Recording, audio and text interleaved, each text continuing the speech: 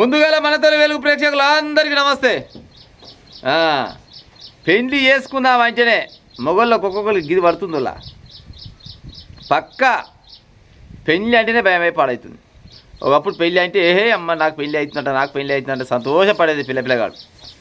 ఈ కాలంలో పిల్లలేమో కానీ పిల్లగాల పరిస్థితి మాత్రం మరీ దారుణంగా ఉంది. ఎందుకు చెప్తున్నా ఈ ముచ్చట అంటే, యాదాద్రి జిల్లానట కాటపల్లి దగ్గర ఒక యాక్సిడెంట్ జరిగిందంట. మామూలుగా యాక్సిడెంట్ అయితే ఏమనుకుంటారంటే జనాలు ఎవరైనా కానీ పోలీసు వాళ్ళు అయినా కానీ యాక్సిడెంట్ అయింది పాడైపోను అమ్మ దేవుని గుళ్ళ మన చక్కదాన పోరగాడు యాక్సిడెంట్ అయి చచ్చిపోయా ఆ కారుడు చూసుకోవాలన్నా రాకపోయినా అని అనుకుంటారు ఎవరైనా. గిదైతే వాస్తవం ఎవరికైనా తెలిసిన ముచ్చట గిదే. కానీ అది యాక్సిడెంట్ కాదంట, అది హత్య అంట. ఇక చూడు కథ. మొగని చంపింది భార్య. ఎట్ట చంపింది చెప్తా ఈనూరి. నిజంగా అసలు గిట్ట తయారయ్యారు, అసలు ఏం కట్టుకుపోదాం అనుకుంటున్నారు కొంతమంది ఆడలు, కానీ నాకైతే అర్థమవుతలేదు. యాదాద్రి జిల్లా కాటపల్లి దగ్గర తెల్లారుజామున యాక్సిడెంట్ అయిందట. యాక్సిడెంట్ కాగానే పెళ్ళాన్ని తెలిసిందట ముచ్చట. ఓ మందికి తెలియనట్టు బామ్మో నా మొగనికి యాక్సిడెంట్ అయ్యా అనుకుంటూ ఆగ మేఘాల మీద ఉరికిందట. చూసి ఓ పడి లేచి ఈరస పట్టిందట. ఇవ్వలేని ఏమనుకుంటారు, అయ్యో పాడైపోయిన ఎంత పని అయ్యారా సకదాన పొరగా రాత్రి బాగుండి నిన్న కలిసిపోయి ఇప్పుడు కలిసిపోయినా కానీ అనుకుంటారు కదా. పోలీసులు కూడా గట్టినే అనుకున్నారంటే యాక్సిడెంటే అనుకోని. అయితే యాక్సిడెంట్ అయిన దగ్గర ఆ కారు దగ్గరనంట కొన్ని ఆనవాళ్ళు దొరికినాయట పోలీసు వాళ్ళు ఎంతైనా తెలియకలు కదా. ఇక ఆ ఆనవాళ్ళ ప్రకారంగా చిన్నగా ఇన్వెస్టిగేషన్ చేసినట్టు వాళ్ళు చేస్తారా కల్లా వాళ్ళు చేసే కొద్దీ ఇన్వెస్టిగేషన్ చేసే కొద్దీ ఇది యాక్సిడెంట్ లెక్క కొడతలేదంట పోలీసు వాళ్ళకు. ఇట్ట కాదు అట్ట కాదు అనుకొని చిన్నగా పెళ్ళాన్ని పిలిచిరంట. చెప్పు ఏమైంది ఏం కాదు అని అంటే, నాకేం మెరక సార్ మరి యాక్సిడెంట్ అయింది, ఎవడో కారుడికి వచ్చేసిపోయిండు, నాకు ఆ సంగతి తెలియదు, మరి యాక్సిడెంట్ అయిందని తెలియక నేను వచ్చినా అని చెప్పిందంట.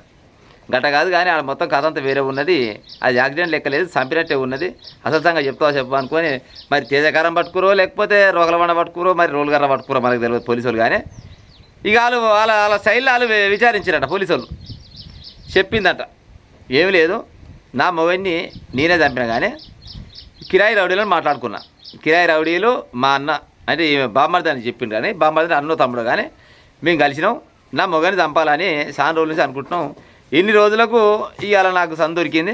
సందు దొరకగానే చిన్నగా ఆయన బైక్ మీద బయటికి వెళ్ళిపోయిన సంగతి భార్య అన్నప్పుడు చెప్పిపోతారు కదా, పలానా ఏరియాలో పోయింటి పోతున్నా పలానా ఏరియా పోయింటి వస్తున్నా అని చెప్పగానే ఆ కిరాయి రౌడీలో మాట్లాడుకుందంటే కిరాయి రౌడీలో మాట్లాడుకొని ఆడు ముందలంగా పోతుంటే కారు వెనకంగా పోతుంది. ఆ కారు కూడా కిరాయికి తెచ్చుకున్నట. కిరాయికి తెచ్చుకొని పోత వెనకంగా అట్టి టక్కర్ చేసిరట. కథం నీళ్ళు బిరేపించుకుని ఆయన చచ్చిపోగానే ఇక మళ్ళీ ఏం తెలియనట్టు మళ్ళీ నేను ఇక ఏదో యాక్సిడెంట్లో పోద్దాం అనుకున్నా కానీ పాడైపోయి మరి మీరు గింతగానే పడతారు నాకే మేరక నేనే చంపినని ఒప్పుకుందంట. బామ్మాది కూడా సహకరించినట్టు అవరా.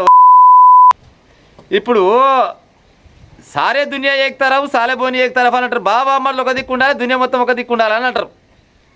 ఇప్పుడు నీ చెల్లె తాళి చంపితే నీకు ఏమొచ్చి పాడవుతుంది రా పిల్ల, మరి ఏం ఆశించారు, ఎందుకు చంపారు, ఏం కథ వివరాలు తెలవాలి. ఇంకా వివరాలు అన్నీ తెలుస్తాయి. కానీ మరి ఈమె ఏమైనా పానం పెట్టిందా, లేకపోతే ఆస్తి పంచాయిలా, లేకపోతే ఇంకేమైనా పంచాయిలా, లేకపోతే పిల్లగాడే మంచోడు కాదా ఏందా అనేది తెలుస్తుంది. కానీ ఏదన్నా పంచాయి వింటే కూర్చొని మాట్లాడుకోవాలి. కానీ చంపేంత వరకు తీసుకొచ్చిరంటే కూలి మనుషులను మాట్లాడి కార్ని కిరాయికి తీసుకొచ్చుకొని ఆడు ఏడంగా వస్తుండే అన్ని ఆయాభాయాలు తెలుసుకొని ముందలంగా పోతుంటే వెనకంగా టక్కర్ చేసి చంపిరంటే మీకు ఎంత పగ ఉండాలి ఏం కథ. ఇది యాదాద్రి జిల్లాలో జరిగిందంట ప్రజలారా. గీస వంటి ముచ్చట్లు వచ్చినాయి. పాడైపోయి పెళ్లి చేసుకున్నామంటే వెనకంగా పెళ్ళం వస్తుంది అనుకుంటారు, కానీ వెనకంగా తాస్వం వస్తుంది అనుకుంటారు. కాలనాగులు వస్తున్నాయి ఇప్పుడు ఈ కాలాన. అది కాలనాగాన్ని తెలుసుకునే లోపే కథమై పాడవుతాడు. ఈ పెళ్లి చేసుకుందామంటే భయమై పాడవుతుంది మొగళ్ళకు. మరి రేపటి కాలంలో మరి మొగజాతి ఉంటుందా లేకపోతే అంతరించిపోద్దా నాకైతే అర్థమవుతలేదు. మీకు ఏమైనా ప్రాబ్లంలు ఉంటే అమ్మలారా, మీకు ఏమైనా ప్రాబ్లంలు ఉంటే జర గట్టినే ఏదైనా చెప్పే ఉపాయం చేయాలి. కానీ ఉత్త పుణ్యానికి మీరు మొగల చంపుకుంటే ఏమొచ్చి పాడవుతుంది అమ్మాయిగా నాకు అర్థం కాదు. కానీ ఇప్పుడు మునమేయవలసిందే కదా, రేపనాడు మళ్ళీ వెళ్తాడా ఎంత చేసినా కానీ మళ్ళీ సెకండ్ హ్యాండ్కి ఇందుకు పోవలసిందేనా, ఏం సాధిస్తారు చంపి. ఒకవేళ మీకు నచ్చకుంటే వెళ్ళిపోతామా, అరే నీకు నాకు పడతలేదురా నాయన నా అంతలు నేనంటే నీ అంతలు ఉండు చల్ ఓలు బాధలు పడదామని విడాకులు తీసుకోవాలి పోవాలి. నిన్న గాడు విడాకులు తీసుకుంటూ నీ తల్లి బల ఆయమైన పని అయింది 2 సార్లు లేచిపోయిందంట. ఒకసారి కాదు 2 సార్లు లేచిపోయినా పట్టుకొచ్చినట్టు ఏదో పిల్ల మొఖం తీసుకొని 4 రోజులు ఏదో అట్లా కాపురం చేద్దాం అనుకున్నట్టు. కానీ వాళ్ళ 3వ సారి కూడా గదే పని చేస్తే పోయిందని చట్టపరంగా విడాకులు తెచ్చుకొని ఏకంగా 40 షేర్ల పాలు తెచ్చుకున్నట. 40 షేర్ల పాలు తెచ్చుకొని మంచిగా రాజలేక తానం చేసుకుంటే వీడియోలు చేసిండు. అంటే ఇక మరి ఏమంటారు కదా, గతి లేని సంసారం చేయొచ్చు కానీ శుద్ధి లేని సంసారం చేయలేమంటారు కదా. ఇక పోతే పోయి నావంతలా బత్త నావంతలా భక్తం అన్నట్టు గట్ల బత్తారు. కానీ ఉత్త పుణ్యాన్ని చంపుకొని ఆనిలాగం చేస్తేవి నీళ్ళలాగం చేసుకుంటే ఇప్పుడు నిన్ను అరెస్ట్ చేసిరి, నీ అన్ననో తమ్ముడు ఆయన అరెస్ట్ చేసిరి, ఆ సుపారి గ్యాంగ్ నా కిరాయి రౌడీలని వాళ్ళని అరెస్ట్ చేసిరి. మీరు ఉత్తగా బయటికి వెళ్తారా? రేపు బయటికి వెళ్ళినాక ఏం ముఖం పెట్టుకొని బయటికి వెళ్తారు? తోపోయింటి ఎటుకెళ్ళి పోతుంటే అమ్మ మొగని చంపింది, టక్కర్ చేసి చంపింది, మొగని చంపింది ఇది అని అనరా? అంటారా ప్రజలారా? ఒక గట్టదలుగా పడ్డారు, పాడైపోను. అసలు ఈ సమాజం ఎక్కడ పోతుంది ఏం కదా ఏం అర్థమైతే లేదు.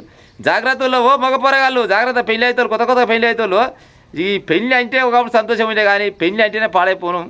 అది ఎముడు రాసినట్టు పాడు. ఎముడు ఎందుకు రాసిండు? ఎముడికి ఏం పని లేదా? కానీ వీళ్ళే అంతా లంగ దొంగ పనులు చేసుకుంటా లేని నాటికి అలవాటు పడి అన్ని చెడు బుద్ధులు అలవాటు చేసుకొని ఫోన్లలో అయితే ఏంది, లేకపోతే ఇంకే రకంగా 12 రకాల నాశనం అయి పాడవుతారు. ఇక జాగ్రత్తల్లో ఓ పెళ్లి కానీ పొరగల జాగ్రత్త.